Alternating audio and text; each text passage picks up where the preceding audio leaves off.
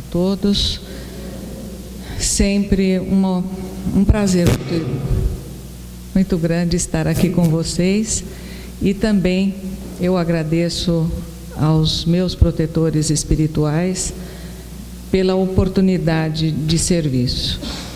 Hoje parece até que as palavras do Tomazelli vêm ao encontro daquilo que eu pretendo dizer, que é falarmos um pouco sobre espiritismo por dentro. Vamos ver o que isso significa para nós espíritas. Muitos de nós já estamos na lida espírita há vários anos, algumas décadas, muitos, estudando essa doutrina. Eu tenho certeza que para todos ela foi como foi para mim, um deslumbramento. Logo no início, quando eu ouvi as palestras de Dona Odila Izar, que eu acho que também aqui muitos a conheceram, e seja lá onde nós tenhamos principiado os nossos estudos, a doutrina tem esse efeito de trazer para nós, num primeiro momento, quase um estado de êxtase. Nós ficamos deslumbrados com tantas maravilhas, com tantos ensinamentos, com as revelações que ela apresenta. E depois nós vamos, diante de todas aquelas interrogações que surgem nos primeiros tempos, nós vamos buscando o conhecimento através das leituras, dos cursos, a frequência mais assídua à casa espírita, e os anos assim vão se transcorrendo. Então, a gente percebe, ao passar desses anos, que nem sempre aquilo que nós estamos presenciando, não estou aqui, deixa eu fazer uma ressalva de antemão, no comportamento espírita, vamos dizer assim, que eu acho que fica melhor, uma atitude de concordância com aquilo que a doutrina nos oferece. E lendo uma das obras de Hermance de Faux, chamada Mereça Ser Feliz, ela intitula e ela trata dessa questão do espiritismo por dentro. O que seria esse espiritismo por dentro? Então a minha ideia hoje aqui é trazer este assunto para que nós façamos reflexões, apenas reflexões. Quando nós falamos de entendimento, de mudança, de transformação moral, a reforma íntima que tanto nós lemos nas obras, a própria doutrina apreendida, ela nos leva a pensar que necessitamos nos transformar para melhor, porque agora, não mais, diante dessa doutrina, nós podemos alegar ignorância, nós podemos comprar indulgências para que os nossos erros possam ser perdoados. Diante dessa doutrina, nós sabemos que existe uma vida futura, que todos os nossos atos da vida presente, eles repercutirão no nosso futuro, na nossa vida futura, e se nós andarmos desviados do roteiro correto, aquele que naturalmente está imbuído dentro de nós, porque somos centelhas divinas, e tudo que é de Deus está latente em nós, então mesmo que queiramos alegar a santa da ignorância com relação às verdades espirituais, elas se encontram no nosso ser. E aí, isso tudo, com a doutrina espírita, esclarecendo, revelando, consolando, nós vamos então cada vez mais nos distanciando dessa ideia rançosa que nós tínhamos a respeito dos nossos atos, dos nossos feitos, que bastaria um arrependimento, que nós seríamos perdoados por alguém que se colocou numa postura de um religioso e nos deixaria com as nossas consciências tranquilizadas. Com a doutrina espírita isso não ocorre, porque nós sabemos sim que nós teremos, depois de desviados do percurso, nós teremos que proceder e vivenciar, eu diria, aquelas experiências necessárias para que nós tenhamos o nosso crescimento espiritual. Sábado passado eu precisava conversar com o professor Nazil, que já esteve nessa casa e vem aqui a miúde. Sei que todos devem ter o maior apreço por ele, porque realmente é uma pessoa que se dedica ao estudo, e sempre que nós estamos perto dele, nós estamos aprendendo, e é muito bom para nós que também gostamos do estudo, confrontar as nossas ideias, né? Aquilo que nós estamos tirando dos livros, para verificarmos se nós estamos aprendendo a discernir sobre os ensinamentos. Porque o discernimento é uma conquista do espírito. As pessoas, os seres mais infantilizados, mais primitivos, eles têm o livre-arbítrio totalmente comandado por eles, nos primórdios dos tempos, né? Nós sabemos que o livre-arbítrio, a vontade, a inteligência, são as potências da nossa alma. Então, nos primeiros tempos da nossa existência, nós somos protegidos, conduzidos. Mas a partir do momento que nós vamos desenvolvendo a nossa inteligência, que nós vamos crescendo um pouquinho mais, nós vamos ficando donos das nossas escolhas. E aí, conversando com o professor, e eu gostaria muito, infelizmente, não tenho como ir todos os sábados, faço um convite a vocês, se puderem, porque ele ministra cursos seguidos, das 4 até as 7 da noite.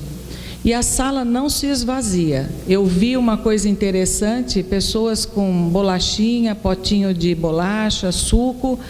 Ele dá um intervalo entre um assunto e outro, e as pessoas ficam lá até as 7 horas da noite, e de hora em hora é um livro que se estuda, até um André Luiz, outro sobre mediunidade, A Caminho da Luz de Emmanuel.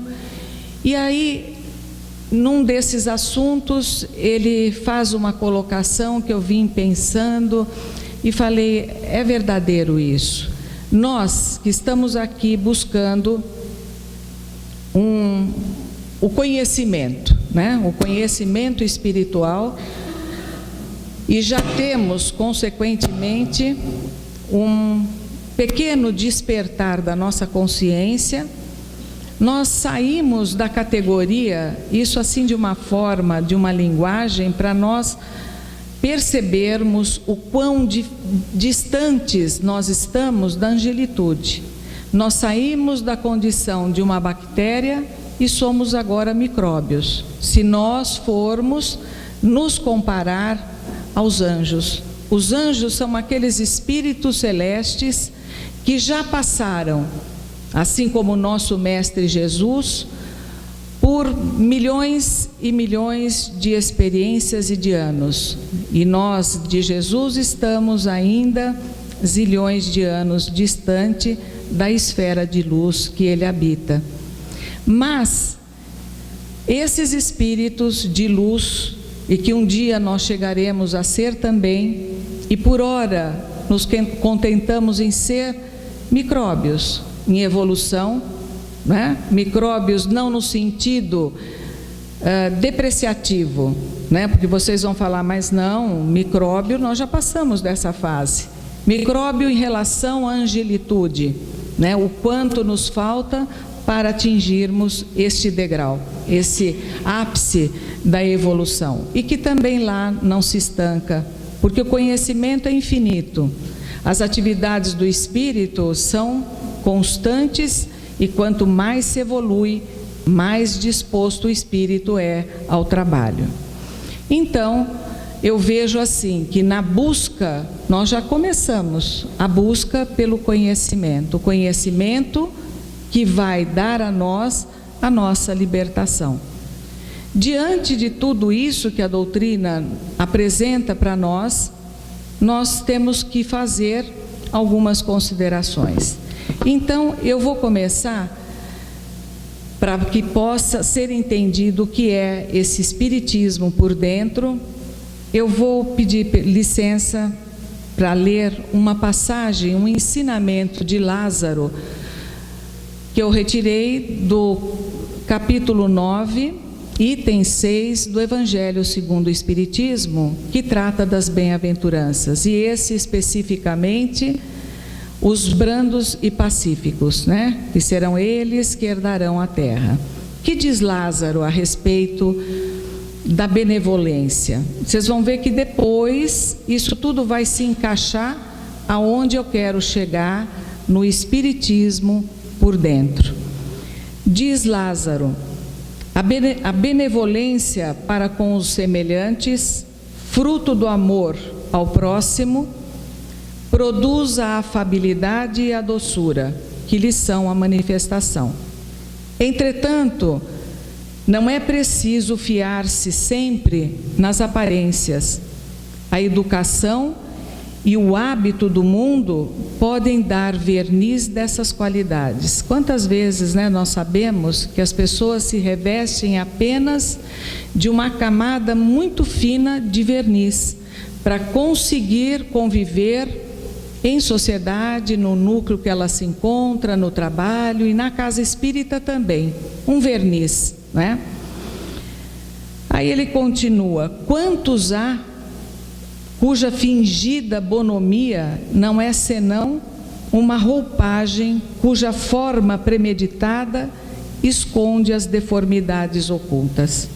O mundo está cheio dessas pessoas que têm o sorriso nos lábios e o veneno no coração, que são brandas contanto que nada as machuque, mas que mordem a menor contrariedade, cuja língua dourada, quando falam face a face, se transmuda em dardo envenenado quando estão por detrás. Lázaro, 1861, o Evangelho segundo o Espiritismo. Aí, para ilustrar e compreender bem, eu vou narrar uma pequena história que eu tirei deste livro de Hermance de Faux, em que ela relata uma situação de uma família espírita que eram atuantes numa casa espírita e que naquele momento, naquele dia, acontecia um evento assim, até de um porte grande, e eles, o casal, a família, todos eles dedicados àquela instituição espírita. E eles recebem como anfitriãos o convidado, o orador, o explanador daquele evento. E eles estão almoçando, recebidos por esta família, e o marido, o anfitrião, ali se desdobrando em atenções, em gentilezas, em delicadezas. E este senhor, esse explanador, um médium educado na sua mediunidade, sensível, ele percebeu que alguma coisa não estava bem com a senhora, porque ela estava taciturna, ela estava demonstrando uma insatisfação muito grande ali naquele momento. Ele afinou as ondas psíquicas dele como um bom médium e percebeu a tristeza que invadia o coração daquela senhora. E continuaram o almoço, prosseguiram-se as atividades durante a tarde neste evento, e à noite retornam para cear. E aí, quando estavam sentados à mesa, essa senhora sai, assim bruscamente, ela se retira do ambiente, chorando, e sai repentinamente. E o marido, então, né? E o palestrante ali, o orador, perguntou o que havia acontecido. O marido desdenhou da mulher, dizendo que são coisas de mulher, ela é muito nervosa, ela é muito insatisfeita, deve estar um dia, num péssimo dia. Aí ele vai conversar com ela depois e pergunta o que tinha acontecido.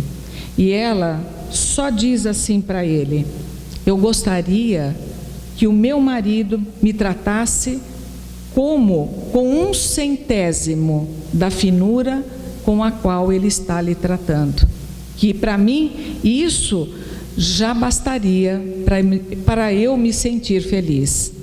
Então, a gente vai tirar agora algumas conclusões a respeito disso. O que nós podemos depreender disso? Alguém, uma família que vive na casa espírita, ouvindo certamente palestras, ou fazendo cursos, fazendo leituras, tentando externamente, pelo menos aquele senhor, mostrar uma dedicação e uma fachada que não condiz com aquilo que ele leva na alma.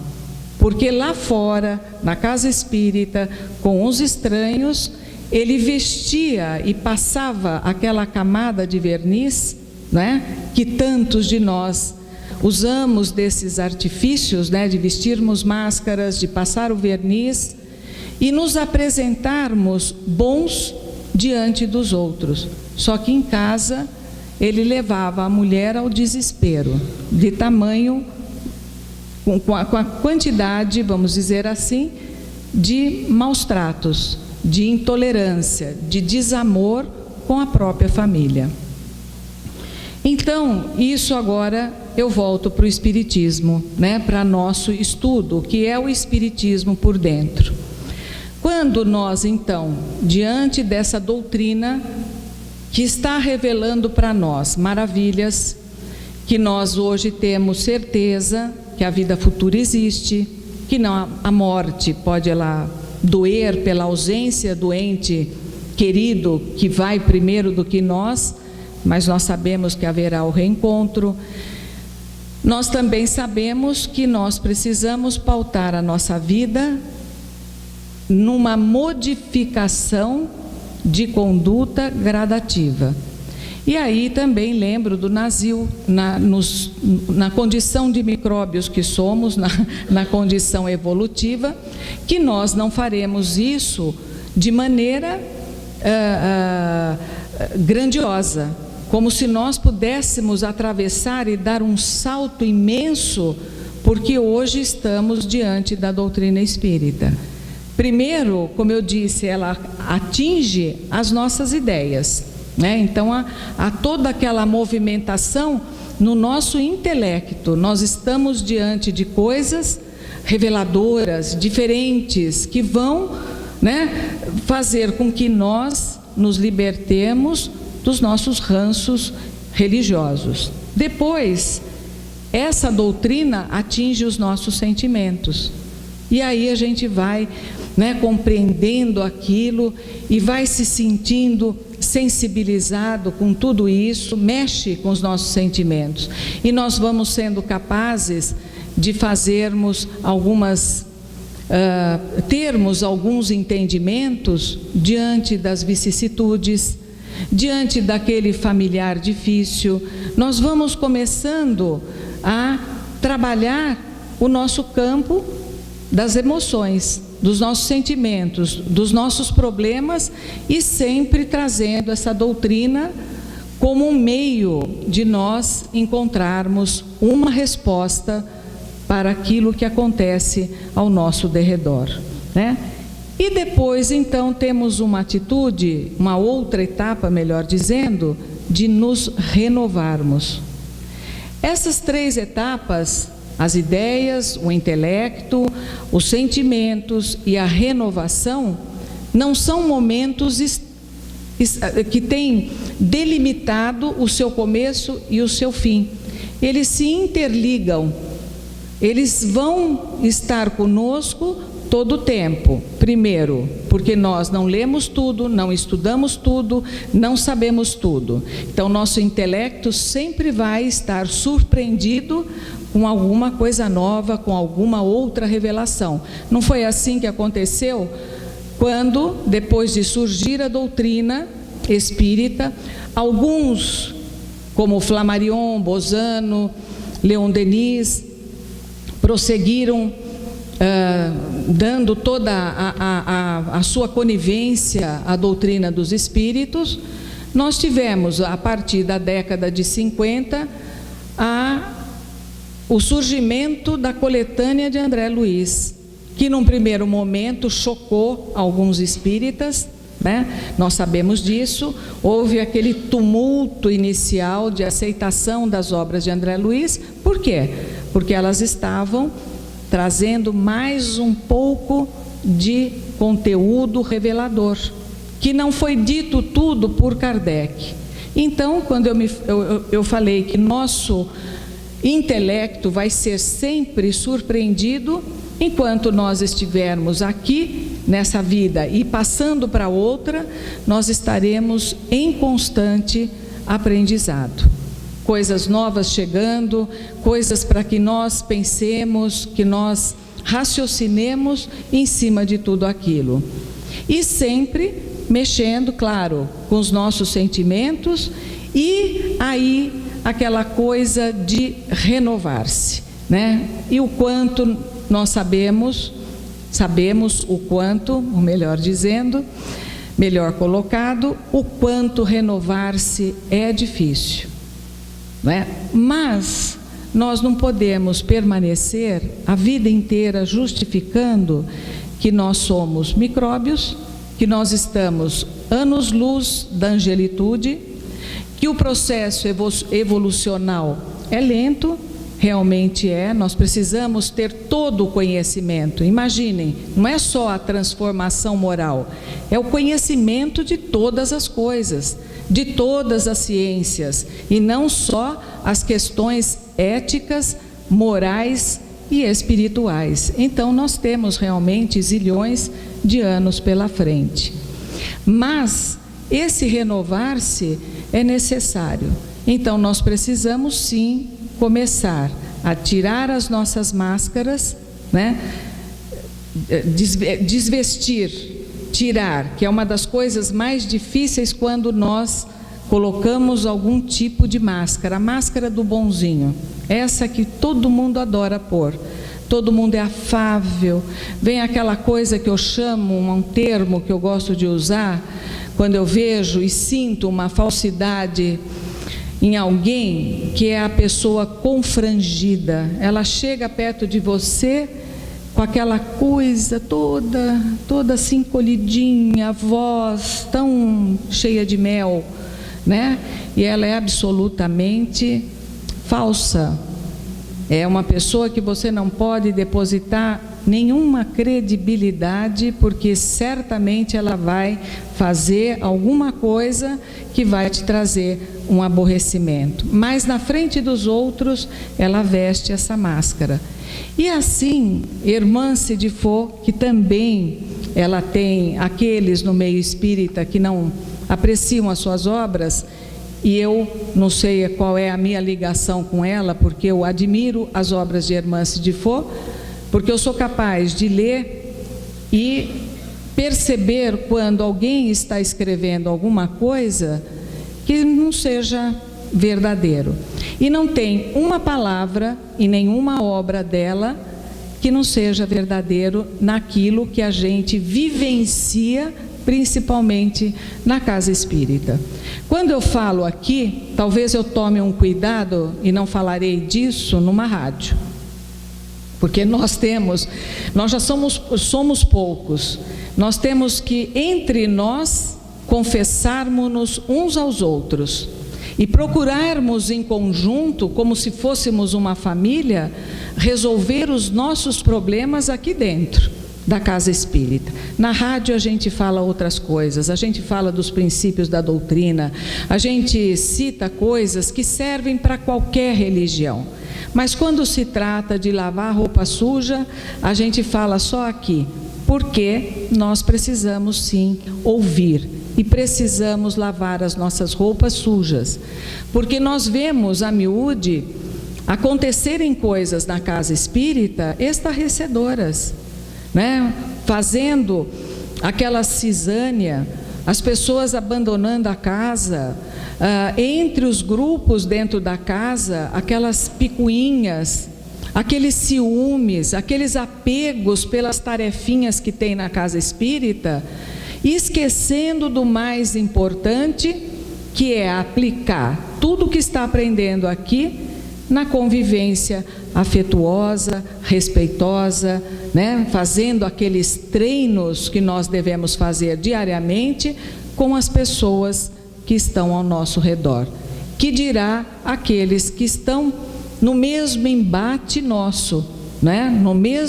Na mesma dificuldade, porque eu tenho certeza que todos que estão aqui desejam a sua renovação espiritual, ou estão aqui só para brincar, ou deixaram a sua casa, o seu conforto, agora numa noite que esfriou repentinamente, só para vir aqui ouvir alguém falar alguma coisa.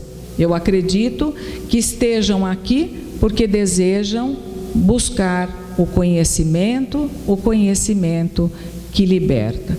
Nós não podemos esquecer também, como ela própria fala, né, além dessas máscaras, dessa santidade, entre aspas, que muitos tomam para si, como se já estivessem totalmente modificados, né? Ela fala também daqueles adversários espirituais. E queiramos ou não, nós sabemos que as trevas atuam, e atuam pesadamente. Nós estamos vivendo um momento de transição planetária. Eu gosto às vezes de repetir minhas ideias aqui, do que a gente acaba tirando dos livros, porque nós precisamos ficar atentos. Às vezes eu pergunto, nós espíritas que conhecemos a doutrina, sabemos como se processa a obsessão. E nós estamos sempre caindo, nós estamos sempre, de alguma maneira, descuidados, invigilantes, nós temos e atraímos a presença dos adversários, da luz. Porque não é a luz minha, que não devo ter nenhuma, mas a luz da doutrina. Então, todos aqueles que querem divulgar, que querem se aprimorar, que querem estudar essa doutrina, porque consequentemente aquele que estuda a doutrina, ele vai, pelos seus atos, ele vai passar adiante para outras pessoas, e assim será a forma com a qual a doutrina se expandirá no mundo. Quando nós espíritas, formos vistos pelas nossas conquistas espirituais, pelos nossos bons exemplos, não pelas máscaras que queremos vestir e mostrar uma bondade que ainda não somos possuidores. Isso não significa que nós não tenhamos um lado bom. Claro que tem, ninguém é de todo mal, todo mundo tem algumas sementes de virtudes, mas nós temos um inimigo que se chama orgulho. Esse é o inimigo maior e a doença maior da humanidade. Se a gente fica imaginando que o câncer é a doença mais terrível, não é. O orgulho é a doença da alma que provoca o câncer e todas as outras doenças, e todas as guerras, e todas as discórdias, e tudo aquilo que há de mal no mundo, o orgulho está por detrás. Então, volta a irmã Cidifô a falar, a conclamar-nos, a nós espíritas, que o nosso entendimento, ele não pode ser de superfície. O nosso entendimento espiritual tem que ir além disso. Ele tem que ser interiorizado, né, assimilado, mastigado, compreendido, para então depois ele sair para fora com as nossas atitudes de renovação. Claro, volto a insistir, porque é para ninguém perder o estímulo naquilo que está fazendo. Nós faremos isso de maneira gradativa, mas devemos fazer. Nós devemos cada dia nos esforçarmos mais para retirarmos as máscaras que nós vestimos, de bondade, o espiritismo de superfície, que para os outros parece que somos ótimos, mas na intimidade do lar, quando nós estamos, quando nós estamos num trabalho dentro da casa, que nós não nos vejamos como rivais, mas sim como irmãos, colaboradores, equipe. Esse é o apelo que eu venho fazendo e faço. Eu tenho cursos que eu presido lá no Teresa, um de desenvolvimento, de educação, parte teórica e desenvolvimento mediúnico, e que este grupo está se solidificando de uma tal forma, porque eles estão assim com a cabeça desse tamanho. E eu digo todas as vezes que me encontro com eles, no nosso grupo tem que haver, acima de tudo, tem que haver amizade, afeto e sinceridade uns pelos outros. Porque se aqui tiver alguém que o outro, quando sai, ele usa aquela língua ferina dele para fazer a crítica, para falar mal de alguém, para ter implicância com um e com o outro, está no lugar errado. Porque principalmente com a mediunidade, quando nós vamos ajudar aos nossos irmãos que se encontram lá do outro lado, em estado lastimável, de sofrimento, de revolta, de dor, só quem tem a participação num grupo mediúnico sabe o que é a realidade do mundo espiritual e quantos irmãos estão em sofrimentos. E nós espíritas, então, né, atuando no campo mediúnico, nós precisamos ser primeiramente, para termos a retaguarda dos benfeitores espirituais, nós precisamos ter condutas internas sólidas de amor, de afeto uns pelos outros. Nós granjearemos a confiança desses benfeitores cada vez mais quando eles, nos olhando e nos observando a todo momento, porque somos observados constantemente pela espiritualidade. Eu posso mentir, eu posso fazer uma carinha de coitadinha aqui, e dentro a minha mente está pensando um monte de coisas ruins, e ninguém vai perceber o que eu estou pensando.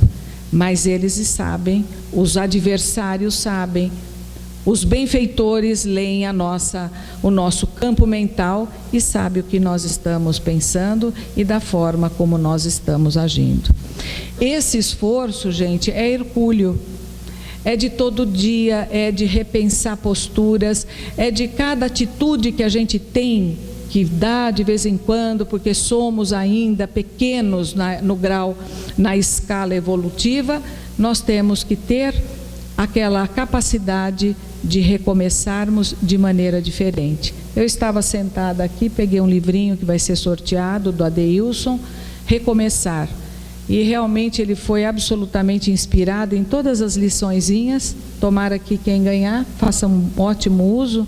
E eu quero ver se eu compro, porque esses livrinhos são ótimos para ficar do lado da nossa cabeceira, dando força, dando estímulo, né? Assim como tantas outras obras que a gente pode trazê-las ao lado, para que nós ganhemos força e consigamos, dessa maneira, a cada dia, vencer, não as pessoas, o mundo, mas vencermos a nós mesmos. Para terminar, né, e antes de terminar, só para fazer essa colocação, que a irmã se também,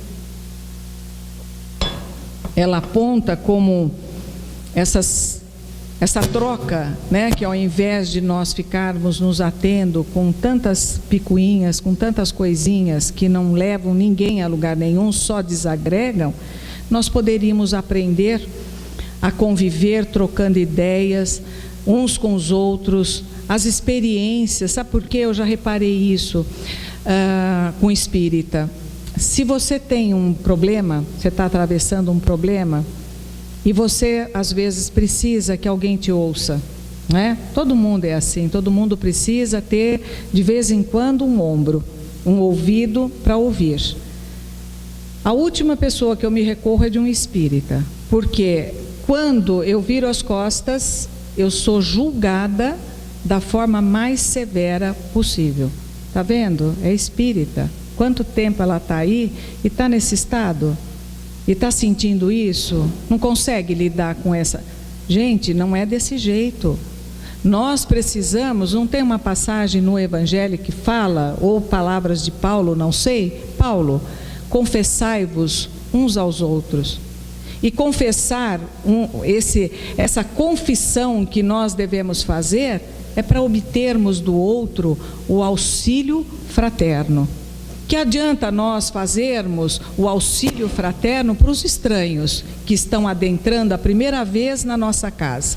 Aí é aquela máscara de quem atende boazinha. Não estou dizendo, gente, claro, que isso é a regra com todos, mas que existe, existe.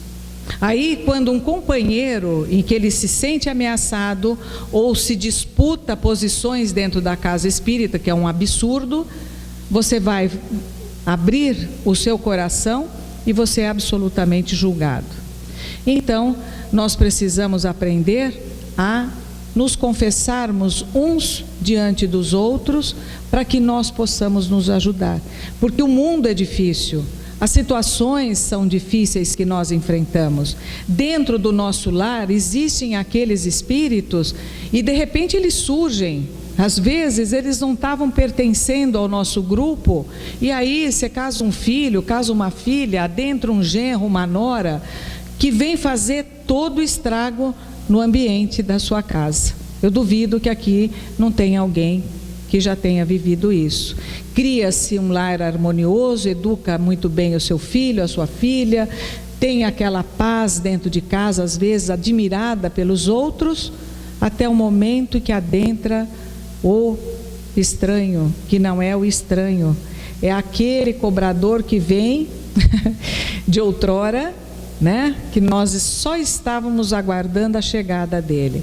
E aí é um outro processo de aceitação dessa criatura, de lidar com esse problema.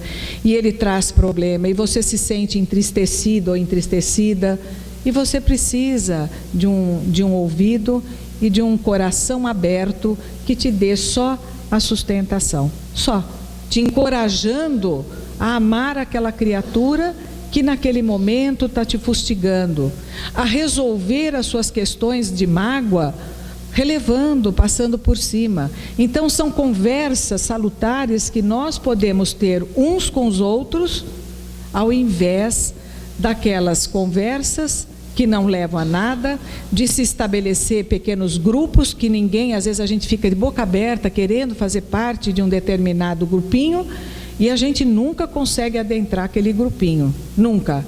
Então está faltando para nós, segundo Hermance de Faux, e aí eu entendo porque alguns não gostam dos seus livros, porque ela chama a atenção nossa, dos espíritas, no nosso comportamento, principalmente no nosso comportamento dentro da casa espírita.